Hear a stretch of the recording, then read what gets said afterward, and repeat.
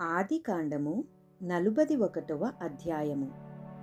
2 గడిచిన తరువాత ఫరో ఒక కల కనెను.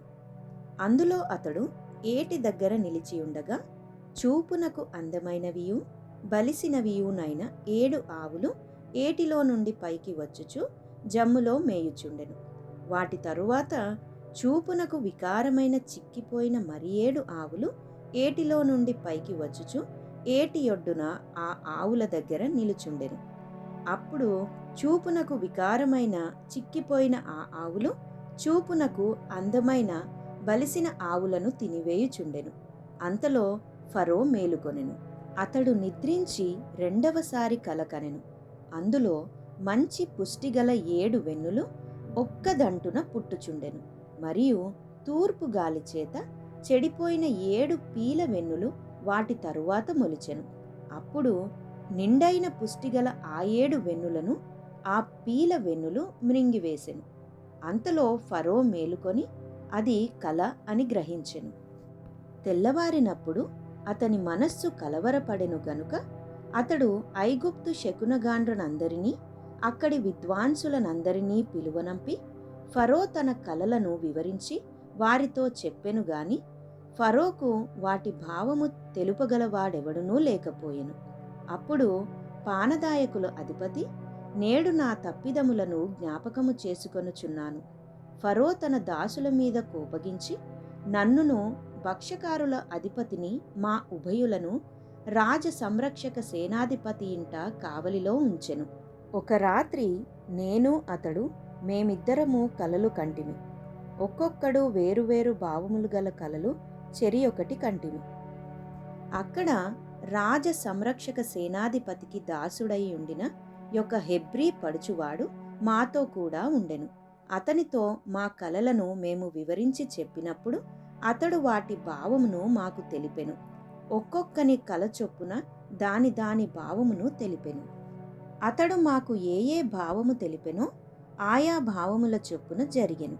నా ఉద్యోగము నాకు మరలా ఇప్పించి భక్ష్యకారుని వ్రేలాడదీయించెనని ఫరోతో చెప్పగా ఫరో యోసేపును పిలువనంపెను.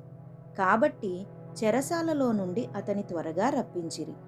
అతడు క్షౌరము చేయించుకొని మంచి బట్టలు కట్టుకొని ఫరో యొద్దకు వచ్చెను. ఫరో యోసేపుతో, నేనొక కల కంటిని, దాని భావమును తెలుపగలవారెవరునూ లేరు.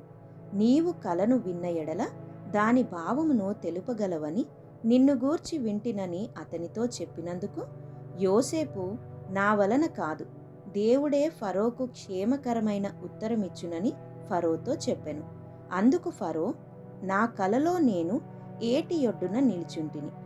బలిసినవియు చూపునకందమైనవియునైన 7 ఆవులు ఏటిలో నుండి పైకి వచ్చి జమ్ములో మేయుచుండెను.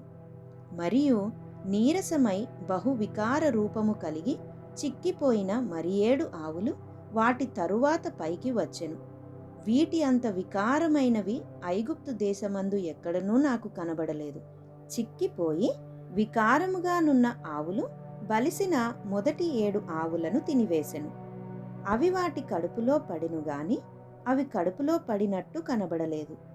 మొదట ఉండినట్లే అవి చూపునకు వికారముగా నుండెను. అంతలో నేను మేలుకొంటిని.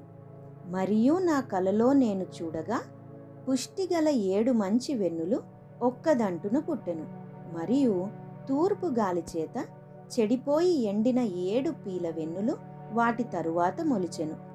ఈ పీల వెన్నులు ఆ మంచి వెన్నులను మ్రింగివేసెను. ఈ కలను జ్ఞానులకు తెలియచెప్పి తిని గాని దాని భావమును తెలుపగలవారెవరునూ లేరని అతనితో చెప్పెను. అందుకు యోసేపు, ఫరో కనిన కల ఒక్కటే, దేవుడు తాను చేయబోవుచున్నది ఫరోకు తెలియచేసెను. ఆ 7 మంచి ఆవులు 7 సంవత్సరములు, ఆ 7 మంచి వెన్నులను 7 సంవత్సరములు. కల ఒక్కటే.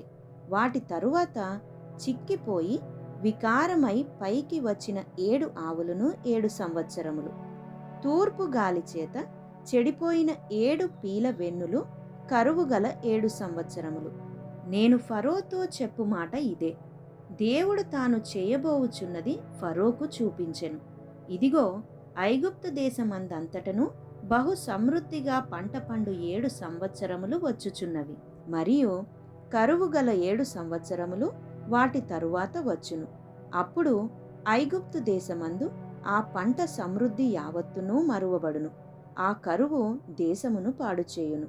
దాని తరువాత కలుగు కరువు చేత దేశమందు ఆ పంట సమృద్ధి తెలియబడకపోవును. ఆ కరువు మిక్కిలి భారముగా నుండును.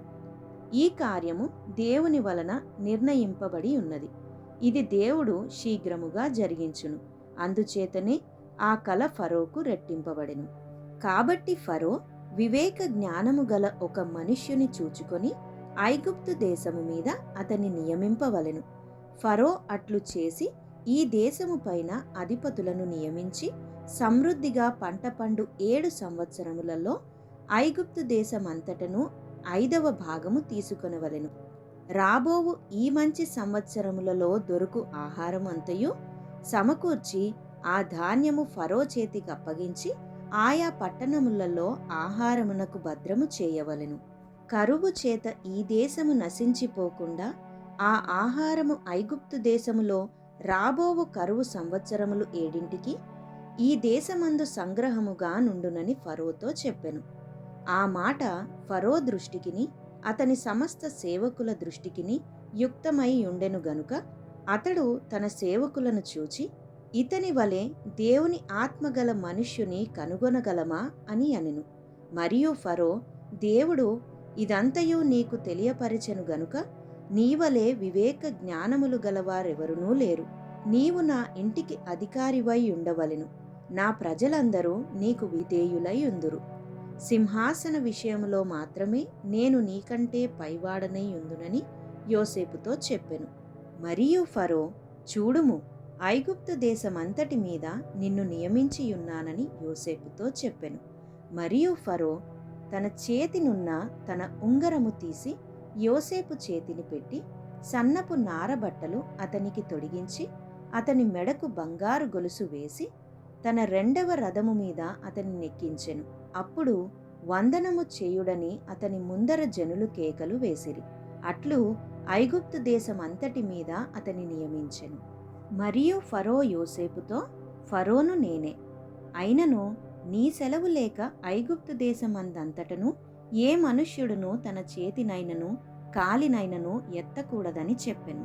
మరియు ఫరో యోసేపునకు జప్నత్పనేహు అను పేరు పెట్టి అతనికి ఓను యొక్క యాజకుడైన పోతీఫెర కుమార్తెయగు ఆసెనతునిచ్చి పెండ్లి చేసెను.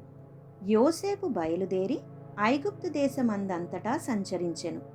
యోసేపు ఐగుప్తు రాజైన ఫరో ఎదుట నిలిచినప్పుడు 30 సంవత్సరముల వాడై ఉండెను. అప్పుడు యోసేపు ఫరో ఎదుట నుండి వెళ్ళి ఐగుప్తు దేశమందంతటా సంచారము చేసెను. సమృద్ధిగా పంట పండిన 7 సంవత్సరములలో భూమి బహు విరివిగా పండెను. ఐగుప్తు దేశమందున్న 7 సంవత్సరముల ఆహారమంతయు అతడు సమకూర్చి ఆయా పట్టణములలో దాని నిలువ చేసెను. ఏ పట్టణము చుట్టూ నుండు పొలం యొక్క ధాన్యము ఆ పట్టణమందే నిలువ చేసెను. యోసేపు సముద్రపు ఇసుక వలె అతి విస్తారముగా ధాన్యము పోగు చేసెను. కొలుచుట అసాధ్యమాయను గనుక కొలుచుట మానివేసెను. కరువు సంవత్సరములు రాకమునుపు యోసేపుకిద్దరు కుమారులు పుట్టిరి. ఓను యొక్క యాజకుడైన పోతీఫెర కుమార్తెయగు ఆసెనతు అతనికి వారిని కనెను. అప్పుడు యోసేపు, దేవుడు నా సమస్త బాధను నా తండ్రి ఇంటి వారినందరినీ నేను మరచిపోవునట్లు చేసెనని చెప్పి తన జ్యేష్ఠ కుమారునికి మనష్షే అను పేరు పెట్టెను. తరువాత అతడు, నాకు బాధ కలిగిన దేశమందు దేవుడు నన్ను అభివృద్ధి పొందించెనని చెప్పి 2వ వానికి ఎఫ్రాయిము అను పేరు పెట్టెను. ఐగుప్తు దేశమందు సమృద్ధిగా పంట పండిన సంవత్సరములు గడిచిన తరువాత యోసేపు చెప్పిన ప్రకారము 7 కరువు సంవత్సరములు ఆరంభమాయెను గాని ఐగుప్తు దేశమందంతటను ఆహారం ఉండెను. ఐగుప్తు దేశమందంతటను కరువు వచ్చినప్పుడు ఆ దేశస్థులు ఆహారము కోసము ఫరోతో మొరపెట్టుకొనిరి. అప్పుడు ఫరో, మీరు యోసేపు నొద్దకు వెళ్ళి అతడు మీతో చెప్పునట్లు చేయుడని ఐగుప్తీయులందరితో చెప్పెను. కరువు ఆ దేశమందంతటను ఉండెను గనుక యోసేపు కొట్లన్నీయు విప్పించి ఐగుప్తీయులకు ధాన్యమమ్మకము చేసెను. ఐగుప్తు దేశమందు ఆ కరువు భారముగా ఉండెను. మరియు ఆ కరువు ప్రతి దేశమందు భారమైనందున సమస్త దేశస్థులు యోసేపు నొద్ద ధాన్యము కొనుటకు ఐగుప్తునకు వచ్చిరి.